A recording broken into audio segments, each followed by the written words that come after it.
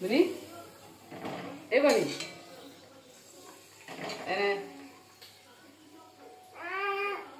কি অবস্থা একবার দেখো। হ্যাঁ, ওর খাবার দুধ দিয়েছি, খাবে না। কি খাবে? এই পাঁপড় ভাজা খাবে।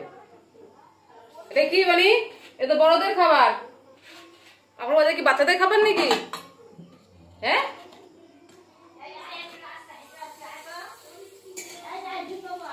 বনি